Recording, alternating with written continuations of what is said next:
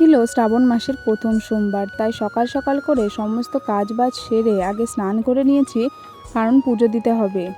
আমাদের বাড়িতে লক্ষ্মী ঠাকুরের পাশাপাশি যেহেতু মহাদেবও আছে, এর জন্য আজকে সকাল সকাল পুজো দিচ্ছি। সকালবেলা ঘুম থেকে উঠে সমস্ত বাসি কাজ সেরে দেখো এই সমস্ত ফুলগুলো আমি জোগাড় করে নিয়ে এসেছি।